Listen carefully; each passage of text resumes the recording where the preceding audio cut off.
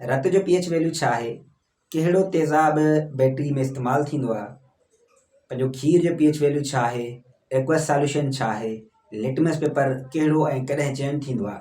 इहे उहे सुवाल आहिनि जेका रिसेंटली जॉब टेस्ट में अची चुका आहिनि।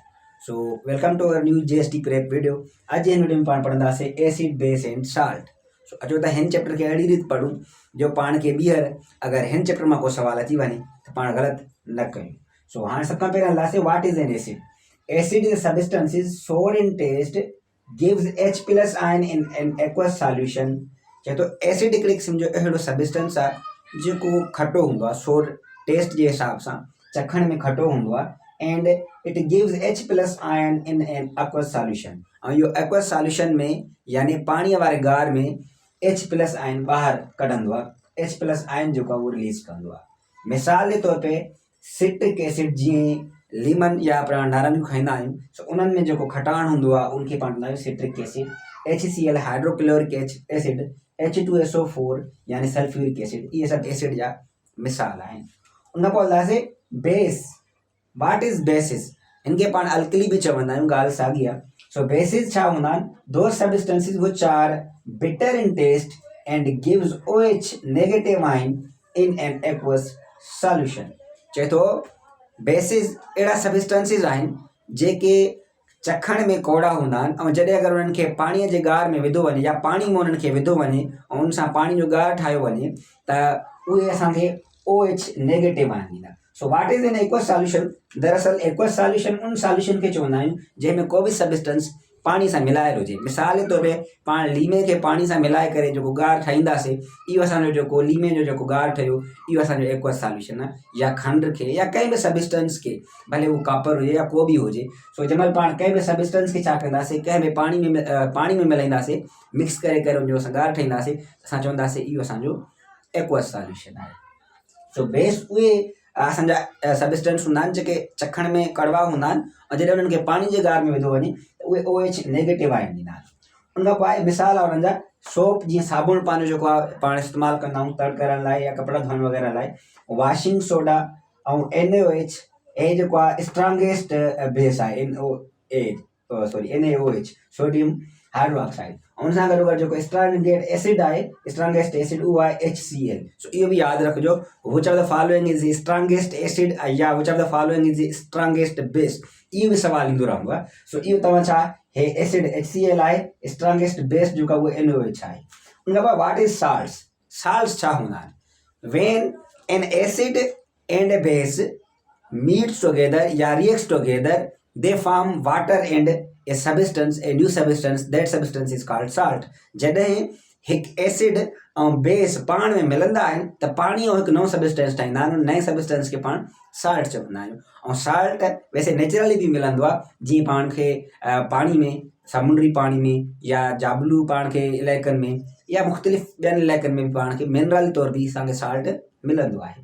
सो साल्ट हिकिड़ो अहिड़ो केमिकल कंपाउंड आहे जेको तॾहिं ठहंदो आहे जॾहिं हिकिड़ो एसिड कंहिं बि बेस सां रिएक्ट करे।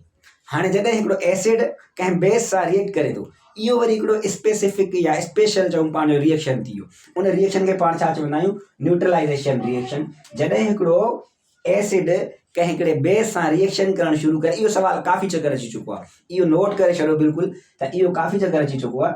जॾहिं हिकिड़ो एसिड हिकिड़े बेस सां रिएक्ट करे त उहो छा कंदो?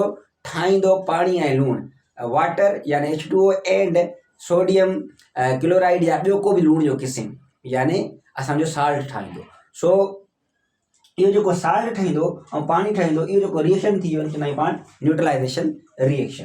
हाणे हुन खां पोइ पाण अॻिते हलंदासीं। उनजो मिसाल आहे, हिकिड़ो मां लिखियो आहे, हिकिड़ो मिसाल हिते HCl प्लस NaOH। HCl असांजो जेको आहे एसिड आहे, हीअ असांजो एसिड आहे, हीअ असांजो स्ट्रांग बेस आहे, हीअ स्ट्रांग एसिड आहे। ऐं इन्हनि खे जॾहिं पाण में मिलाईंदासीं, मिक्स कंदासीं त हीअ छा थींदो? असांजा पाण में जंहिंमहिल मिक्स थींदा त हिकिड़ो केमिकल रिएक्शन स्टार्ट थी वेंदो जंहिंमें सोडियम क्लोराइड यानी लूणु ठहंदो खाइण वारो, प्लस में पाणी ठही वेंदो। सो इहो छा आहे? हिकिड़े क़िस्म जो मिसाल आहे पंहिंजो न्यूट्रलाइज़ेशन रिएक्शन जो। ऐं हिकु वरी ॿी ॻाल्हि, हीअ सवाल ईअं बि पुछी सघनि था, सवाल में सिर्फ़ु छा लिखियलु हुजे? ही केमिकल रिएक्शन लिखियलु हुजे ऐं मथे सवाल में सवाल पुछियलु हुजे त हीअ कहिड़े क़िस्म जो केमिकल रिएक्शन आहे, त तव्हां छा चवंदव? न्यूट्रलाइज़ेशन रिएक्शन आहे। उन खां पोइ what is an aqueous solution?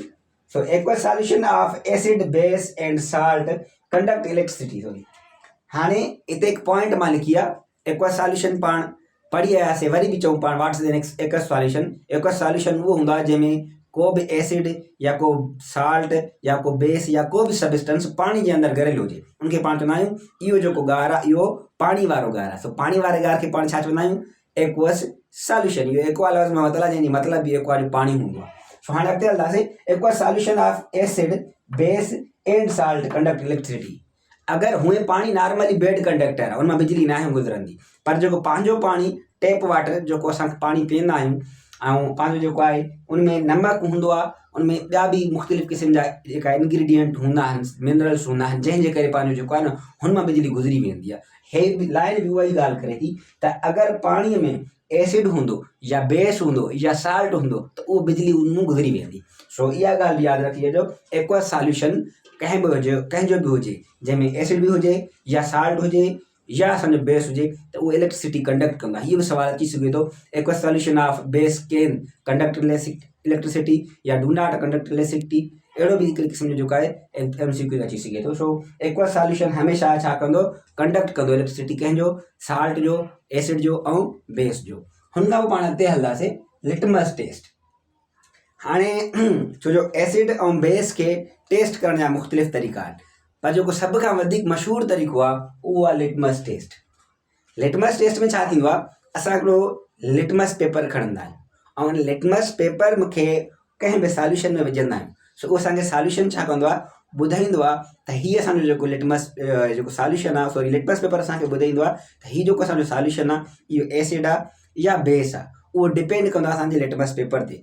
असांजो जेको ब्लू लिटमस पेपर आहे उहो असांजो एसिड चेक करण लाइ इस्तेमालु थींदो आहे ऐं असांजो जेको रेड लिटमस पेपर आहे उहो असांजो बेस चेक करण लाइ इस्तेमालु थींदो आहे। जॾहिं बि असां ब्लू लिटमस पेपर खे विझंदासीं कंहिं एसिडिक सॉल्यूशन में त उहो कन्वर्ट थी वेंदो रेड में। जे अगरि कन्वर्ट थिए थो त यानी उहो एसिड आहे, जे अगरि कन्वर्ट नथो थिए त उनजी ख़बर न आहे, उहो एसिड न आहे पर बेस थी सघे थो या न्यूट्रल थी सघे थो, पर उहो एसिड बिल्कुलु बि न आहे। ऐं जे अगरि असां रेड लिटमस कंहिं सॉल्यूशन में विझूं था ऐं उहो रेड लिटमस टर्न थी वञे थो ब्लू में, यानी उहो ॻाढ़ो लिटमस पेपर ब्लू में कन्वर्ट थी वञे थो, यानी उहो जेको असांजो सॉल्यूशन आहे उहो बेसिक सॉल्यूशन आहे, उनमें बेस मौजूदु आहे। जे अगरि नथो थिए त पोइ असां चई सघंदा त या त इहो असांजो जेको सॉल्यूशन आहे उहो एसिडिक आहे या न्यूट्रल आहे पर बेस न आहे। सो ही लिटमस टेस्ट थींदी आहे। हिन मां सवाल अची सघे थो त ब्लू अगरि असांजो जेको आहे उहो रेड थी वञे त असांजो सॉल्यूशन छा आहे, अगरि रेड ब्लू थी वञे त असांजो सॉल्यूशन छा आहे। सो इहो MCQ अक्सर ईंदो रहंदो आहे ऐं हाणे बि अची सघे थो। उन खां पोइ हलंदासीं pH and its range. So what is pH scale. So सभ खां पहिरीं त pH स्केल आहे छा, it is the power of hydrogen, यानी pH scale is an scale to measure the acidity or alkalinity of substance / solution। सो इहे हिकिड़े क़िस्म जो अहिड़ो असांजो स्केल आहे जंहिंमें असां कंहिं बि एसिड जी तेज़ाबियत मालूम कंदा आहियूं या कंहिं असास जी असासियत यानी बेस या अल्कलाइन मैटर जी असां अल्कलिनिटी मालूम कंदा आहियूं। सो उहो स्केल असांजो जेको आहे 1 खां वठी 14 जेको आहे अददनि में विरहायल आहे। हिन स्केल में 1 खां वठी करे 14 खाना आहिनि, टोटल 14 खाना आहिनि। अगरि तव्हांखे केरु पुछे असांजो जेको pH जो स्केल आहे उनमें टोटल घणा खाना आहिनि त टोटल असांजो जेको आहे उहो 14 खाननि ते मुश्तमिल आहे, 1 to 14। सो इहो थी वियो उनजो स्केल pH स्केल जो। उनजो जेको न्यूट्रल खानो आहे यानी को बि अहिड़ो खानो जाते पंहिंजो को बि सबस्टेंस या सॉल्यूशन न एसिड आहे न ई बेस आहे, उहो 7 आहे। हुन खां पोइ अगरि असांजो लेस देन 7 आहे वैल्यू कंहिं बि सॉल्यूशन जो या सबस्टेंस जो वैल्यू लेस देन 7 आहे, 7 खां घटि आहे त उहो असांजो छा थींदो, एसिड थी वेंदो। अगरि असांजो वैल्यू वाधारो आहे 7 खां वाधारो आहे त उहो असांजो छा थींदो, बेस थींदो। सो इहो बि हिकिड़ो बहितरीनु जेको आहे तरीक़ेकार आहे हिन शयुनि खे सम्झण जो। ईज़ी बि आहे, घटि एसिड वाधारो बेस 7 न्यूट्रल। हे तव्हां ईअं थोरो सम्झंदा आहियो त तव्हांखे सही तरह यादि थी वेंदो। हुन खां पोइ सिर्फ़ु इंडिकेटर जेका आहिनि न उहे pH स्केल या लिटमस पेपर न आहिनि। हिन खां पहिरें या हिन खां ॿिया बि आहिनि, उन ॿियनि में जेका आहिनि 3 मशहूरु आहिनि। हिकिड़ा असांजो फिथेलिन जेको असांजो जेको आहे उहो बि इंडिकेटर आहे, हिकिड़े क़िस्म जो असांखे ॿुधाईंदो आहे एसिड आहे या बेस आहे। उन खां पोइ ब्रोमोफेनोल ब्लू, हुन खां पोइ मिथाइल ऑरेंज। ही 3 असांजा ॿिया जेका आहिनि इंडिकेटर्स आहिनि एसिड बेस जा। सो हाणे ये इंडिकेट कीअं कंदा आहिनि? मिसाल जे तौर पे अगरि असां फिनोल्फेथिलीन असां वटि आहे मौजूदु आहे उनमें अगरि असां एसिड विझंदासीं त उनजो को बि कलर न थींदो, उनजो कलर तब्दील न थींदो। असां इन तरीक़े सां उनखे जांच कंदासीं, असां सम्झी वेंदासीं अगरि कलर को बि न निकितो त असांजो इहो छा आहे, इहो एसिड आहे। अगरि फिनोल्फेथिलीन में असां बेस विधोसीं ऐं कलर छा थी वेंदो, पिंक थी वेंदो। यानी अगरि कलर पिंक थी वञे असां सम्झी वेंदासीं ऑटोमेटिक त इहो असांजो जेको इनमें असां विधोसीं उहो बेस आहे। अहिड़ी रीति ब्रोमोफेनोल बि हिकिड़े क़िस्म जो इंडिकेटर आहे। हुनमें अगरि असां एसिड विझंदासीं त कलर येलो थी वेंदो ऐं हुन बेस विझंदासीं त कलर असांजो छा थी वेंदो, ब्लू थी वेंदो। अहिड़ी रीति मिथाइल ऑरेंज बि हिकिड़े क़िस्म जो सबस्टेंस आहे। हुनमें अगरि असां एसिड विझंदासीं त उनजो कलर ऑरेंज थी वेंदो ऐं हुनमें अगरि असां बेस विझंदासीं त उनजो कलर छा थी वेंदो, येलो थी वेंदो। सो ही बि असांजा टे इम्पॉर्टेंट जेका आहिनि न अहिड़ा थोरा घटि ईंदा आहिनि, पर कॾहिं कॾहिं हिननि मां सवाल अची वेंदो आहे। जॾहिं सवाल अची वञे इन जे करे तव्हां ही पढ़ी छॾियो त में बि कॾहिं सवाल अची वञे त उहो हिकिड़ो तव्हां सही कंदो, ॿिया ग़लति कंदा ऐं इन जे करे तव्हां ॿियनि खां अॻिते निकिरी वेंदो। सो हाणे अॻिते हलंदासीं पाण कुझु इम्पॉर्टेंट पीएच माल लिखियूं आहिनि जेकियूं अक्सर टेस्टनि में, पेपरनि में या फेसबुक ते वायरल पोस्टनि में ईंदियूं रहंदियूं आहिनि। सभ खां पहिरीं मां सिलिवा जो लिखियो आहे। सिलिवा यानी जेका असांजे वात जे अंदरि जेको पाणीनुमा मादो आहे हुनमें हुनजी जेका असांजी पीएच आहे उहा 6.5 खां वठी करे 7 ताईं आहे। यानी इहा अक्सर करे थोरी एसिडिक हूंदी आहे पर न्यूट्रल बि हूंदी आहे, घणो करे न्यूट्रल हूंदी आहे। थोरी मामूली एसिडिक हूंदी आहे पर घणो करे इहा न्यूट्रल ई हूंदी आहे। हुन खां पोइ ब्लड जो पीएच वैल्यू जेको आहे असांजो 7.4 आहे। असांजो जेको ब्लड जो पीएच वैल्यू आहे उहो 7.4 आहे, यानी 7 खां मथे आहे। 7 खां मथे हुजे त छा थींदो, बेस, यानी असांजो जेको ब्लड आहे उहो बेस आहे।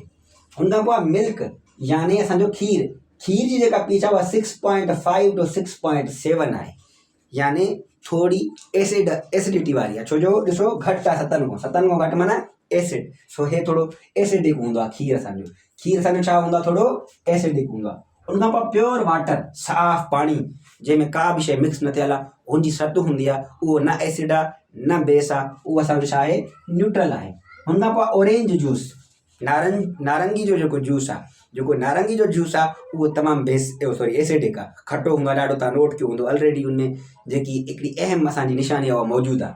सो उहो छा आहे, उहो असांजो एसिड आहे ऐं हुनजी जेका पीएच आहे उहा 4 आहे। 4 ॾिसो 7 खां खोड़ सारो घटि आहे त यानी उहो एसिड आहे। हुन खां पोइ अमोनिया हिकिड़ी गैस आहे जेका इस्तेमालु थींदी आहे रेफ्रिजरेटर्स में ऐं अमोनिया इहो यूरिया ठाहिण में। उहो असांजो जेको उनजो पीएच वैल्यू आहे उहो 11 आहे। 11 आहे यानी 11 छा आहे, मथे आहे 7 खां मथे आहे त यानी छा थियो, बेस थी वियो। हुन खां पोइ लेमन जूस यानी जेको लीमो आहे उनजो असां पाणी कढूं, उहो जेको लीमे वारो पाणी उहो तमामु घटो हूंदो आहे। सो इन जे करे उहो स्ट्रांग एसिड आहे। हुनजी जेका पीएच वैल्यू आहे उहा ओनली 2 हूंदी आहे। 2 माना सफ़ा हेठि घटि आहे 7 खां, माना जेतिरो हेठि वेंदासीं ओतिरो एसिड वधीक आहे। सो इन जे करे लेमन जूस तमामु एसिडिक हूंदो आहे। हुन खां पोइ रेनी वाटर, जेको पाणी असांजो जेको मींहं मां पाणी वसंदो आहे, उहो जेको मींहं मां पाणी वसंदो आहे उहो स्लाइटली एसिडिक हूंदो आहे। पर जे अगरि ग़लति गैसूं माहौल में घणियूं थी वञनि, मुख़्तलिफ़ गैसियूं, दूंहों वग़ैरह, त उते कॾहिं कॾहिं एसिड रेन बि थींदो आहे। पोइ उते जेको आहे उनजी पीएच वैल्यू 5 न आहे, हूंदी घटि हूंदी आहे। पर नॉर्मली जेको मींहुं वसंदो आहे उनजी 5 खां 6 जेको आहे हूंदी आहे रेनी वाटर जी।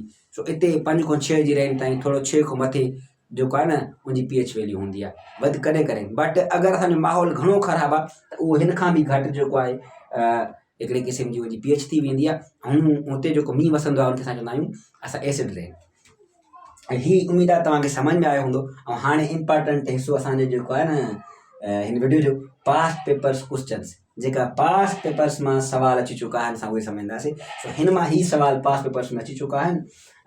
हिन असां हिसे ते ॾाढी महिनत कंदा आहियूं त जीअं तव्हांजे लाइ हिकिड़ो आइडिया थी वञे त सवाल हिन चैप्टर मां ईंदा कीअं आहिनि। ऐं इहो जेको आहे न हिकिड़ो इम्पॉर्टेंट हिसो हूंदो आहे असांजो। सो हाणे तव्हांखे ख़बर पवंदी। सो पहिरियों आहे प्रोड्यूसिस H+ आयन in aqueous solution. Aqueous solution में केरु H+ आयन ठाहींदो आहे, सो उहे एसिड्स हूंदा आहिनि। हुन खां पोइ प्रोड्यूसिस OH negative ion in an aqueous solution. Aqueous solution में नेगेटिव आयन OH नेगेटिव आयन ठहे त असांखे छा चवंदासीं, उहो असांजो छा आहे, बेस आहे। H+ आयन ठहे एसिड, OH नेगेटिव आयन ठहे बेस आहे। उन खां पोइ when acid reacts with base, जॾहिं एसिड बेस सां रिएक्ट करे, या इनखे उबतो बि पाण चई सघूं था, हिन में कोई इशू न आहे त हिकिड़ो बेस एसिड सां रिएक्ट करे, हुनखे असां छा चवंदासीं, न्यूट्रलाइज़ेशन रिएक्शन। सो न्यूट्रलाइज़ेशन रिएक्शन में छा ठहंदो आहे, पाण हाणे कुझु देरि पहिरीं पढ़ियोसीं, साल्ट एंड वाटर ठहंदो आहे। सो उहो पंहिंजो जेको आहे न्यूट्रलाइज़ेशन रिएक्शन हूंदो आहे। हाणे pH वैल्यू जेका मुख़्तलिफ़ ईंदी रहंदी आहे पंहिंजी पेपरनि में अक्सर ख़ासि करे, उहा ईंदी आहे pH value of lemon juice जेका असांजी 2 आहे। हुन खां पोइ pH वैल्यू जेको अक्सर ईंदो रहंदो आहे उहा बिलट जो, ऐं हीअ इंपॉर्टेंट आहे ॾाढो। ऐं हीअ फेसबुक ते अगरि तव्हां पोस्ट कंदा हो, किथे ॾिसंदा हुन पाण, त ॾाढी वायरल पोस्ट बि थी वेंदी आहे हीअ। सो पंहिंजो जेको बिलट जो pH वैल्यू आहे उहो 7.4 आहे। इनशाला पाण बि जल्दी हिन ते जेको आहे न सुवाल पोस्ट कंदासीं, जवाबु सही ॾिजो, छो जो हाणे तव्हांखे मां ॿुधाए छॾियो आहे हिते। हुन खां पोइ अमोनिया जो 11 आहे, मिल्क जो 6.5 to 6.7 आहे। हुन खां पोइ NOH यानी सोडियम हाइड्रोक्साइड जेको आहे उहो 14 आहे, यानी ही हाईएस्ट आहे। इन जे करे चवंदा आहियूं स्ट्रॉन्गेस्ट कहिड़ो आहे, सोडियम हाइड्रोक्साइड बेस आहे। हुन खां पोइ HCl हाइड्रोक्लोरिक एसिड जो 1 आहे, सभ खां घटि में घटि pH, यानी स्ट्रॉन्गेस्ट एसिड। हू स्ट्रॉन्गेस्ट बेस थी वियो त ही स्ट्रॉन्गेस्ट एसिड थी वियो। उन सां गॾो गॾु आख़िरी सुवाल जेको मुंहिंजो पंहिंजो फेवरेट पूर्ण आहे, हीअ सुवाल बि मां जल्दी जेको आहे न पंहिंजे फेसबुक ते पोस्ट कंदुमि, त कहिड़ो तेज़ाब बैटरियुनि में इस्तेमालु थींदो आहे। सो जेको तेज़ाब बैटरियुनि में इस्तेमालु थींदो आहे उहो सल्फ्यूरिक एसिड आहे, जंहिंजो फार्मूलो H2SO4 आहे। ऐं अगरि ऑप्शन में H2SO4 हुजे त उहो बि सही आहे, अगरि ऑप्शन में सल्फ्यूरिक एसिड हुजे त उहो बि सही आहे, बाक़ी ऑप्शन सही न आहे। सो सल्फ्यूरिक एसिड जेको आहे उहो असांजो बैटरीज़ में इस्तेमालु थींदो आहे। उमेद आहे तव्हांखे हीउ लेक्चर ॾाढो पसंदि आयो हूंदो, मूंखे बि ॾाढो वणियो। वधीक अहिड़ी वीडियोज़ लाइ सब्सक्राइब कयो सिंधी सर खे, दोस्तनि सां शेयर कयो, हिन कोर्स खे लाइक कयो, कमेंट लाज़मी कंदा कयो, खाम में बि कमेंट कंदा कयो। इन सां असांजी रीच बि वधंदी आहे ऐं असांखे हौसलो बि मिलंदो आहे कमु करण जो अॻिते, छो जो असां बिल्कुलु फ्री में तव्हांजे लाइ कमु करे रहिया आहियूं। कमेंट लाज़मी कयो।